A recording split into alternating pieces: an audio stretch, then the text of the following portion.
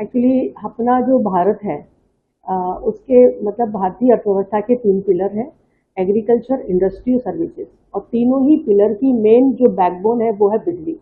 और अभी हमारे यहाँ करीबन 70% बिजली कोयले से बनती है। और कोयला हम मतलब मैक्सिमम अच्छी क्वालिटी का कोयला हम इंडोनेशिया से इंपोर्ट करते हैं। और हमारा करीबन 12,000 करोड़ रुपया भारत से बाहर चला जाता है कोयल, ऑयल, गैस इनको खरीदने में। तो भारत को यदि हमें आत्मनिर्भर बनाना है, क्योंकि अभी आप देख रहे हैं कि कोल की समस्या है या गैस की समस्या है, तो आत्मनिर्भरता के लिए हमें भारत के ही सोर्सेज को आगे बढ़ाना होगा।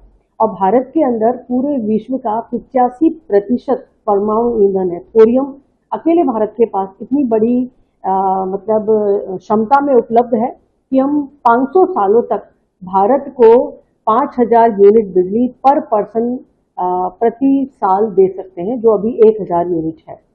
तो ये बहुत बड़ी मतलब एक शक्ति है भारत के पास। लेकिन समस्या है परमाणु ऊर्जा में कि लोगों को इसके बारे में सही जानकारी नहीं है, लोगों के मन में बहुत सारी गलतफहमियां है, डर है, तो लोग इसका विरोध करते हैं। तो जब भी भारत सरकार के परमाणु रिएक्टर का मतलब अनाउंसमेंट होता है तो 10-10 साल लोगों के विरोध में चला जाता है। तो मेरा पीएचडी इसी विषय में है, भारत के परमाणु बिजली घरों का अध्ययन, इससे संबंधित क्षेत्रीय अर्थव्यवस्था, लोगों के कल्याण और स्वास्थ्य पर प्रभाव। मैंने सन 2008 में राजस्थान विश्वविद्यालय से डॉक्टरेट किया। सन 2009 में मैंने पोस्ट डॉक्टर ट्रेनिंग किया परमाणु ऊर्जा विभाग, भारत सरकार, मुंबई। और वहीं से मुझे नाम मिला भारत की परमाणु सहेली। तो भारत के पास बहुत बड़ी ताकत है, लेकिन दुर्भाग्यवश भारत एक प्रजातांत्रिक देश है और प्रजा में इसकी अवेयरनेस नहीं है, लोग इसका विरोध करते हैं। तो हमारे परमाणु बिजली घर 10-10 साल विरोधों में अटक जाते हैं। तो मैं प्रोफेसर थी सन 2010 में राजस्थान जयपुर में, और 2011 में जापान के अंदर भूकंप और सुनामी आई और पूरे देश में परमाणु ऊर्जा का विरोध हुआ, फुकुशिमा जो इंसिडेंट हुआ उसके बाद में। तो मैंने अपना नौकरी छोड़कर मिशन लिया, लोगों को मैं जागरूक करूं। तो मैंने हरियाणा में काम किया, वहाँ पर सन 2011-12 में 2800 मेगावाट का परमाणु बिजली का, जिसका बहुत विरोध था, वो चालू हुआ।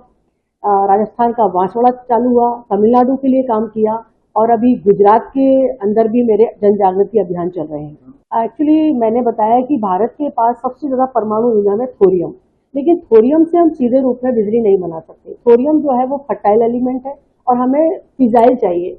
तो अभी जो हमारे देश में करीबन 23 रिएक्टर काम कर रहे हैं, उसमें हम यूरेनियम का यूज़ कर रहे हैं। यूरेनियम हम इंपोर्ट कर रहे हैं कजाकिस्तान, ऑस्ट्रेलिया, मंगोलिया से, और हमारे पास उतना यूरेनियम नहीं है। और यूरेनियम भी हमारे पास ऐसा नहीं है कि नहीं है, लेकिन अभी उसमें थोड़ा समय लगेगा। और हमारे पास भी बहुत सारी ऐसी जगह हैं जहाँ पर यूरेनियम हमें मिला है, और यूरेनियम से बिजली हम बना रहे हैं। अभी जितने भी रिएक्टर हैं उसमें हम यूरेनियम का यूज़ कर रहे हैं। यूरेनियम एक फिजाइल एलिमेंट है, लेकिन यूरेनियम से बिजली बनाने के बाद उससे जो फ्यूल बच जाता है, जिसको हम जैसे कोयला जलाते हैं तो राख बचती है, वो हमारे कोई काम की नहीं होती। ऐसे यूरेनियम को यदि हम बिजली बनाने में यूज़ करते हैं तो उससे जो फ्यूल बचता है उसका नाम है प्लूटोनियम।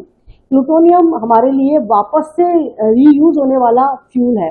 तो यूरेनियम के बाद में प्लूटोनियम, वो बहुत बड़ी ताकत है। जो अभी प्रधानमंत्री जी ने आज जिसका जो अनाउंसमेंट हुआ है, 500 मेगावाट का कल्पक्कम में फास्ट ब्रीडर रिएक्टर हमारा चालू हुआ है, तो उसमें हम यूज़ कर रहे हैं प्लूटोनियम को। ये प्लूटोनियम हमारे को मिला है यूरेनियम से। तो प्लूटोनियम हमारे पास सेकंड फ्यूल है, जो उसी का ही रिप्रोडक्ट है, मतलब बाय प्रोडक्ट है। अब प्लूटोनियम से जब हम बिजली बनाएंगे, जैसे कल्पक्कम में जो परमाणु बिजली घर चालू होगा उसमें प्लूटोनियम का यूज़ करेंगे। प्लूटोनियम में जब हम बिजली बनाएंगे तो उसको हम इससे समझ सकते हैं, जैसे कुकर में हम दाल पकाते हैं, दाल के साथ साथ हमने उसमें आलू भी डाल दिया, तो सेम हीट में सेम टाइम में आलू भी बॉयल हो गया। ऐसे ही प्लूटोनियम में, प्लूटोनियम के साथ जो हमारे पास बहुत बड़ी मात्रा में थोरियम है, उसको हम उसमें डाल देंगे तो थोरियम हमारा फर्टाइल से फिजाइल में कन्वर्ट हो जाएगा, यानी यूरेनियम 233, जो कि बहुत बड़ी ताकत भारत की है, मतलब it is a fissile element.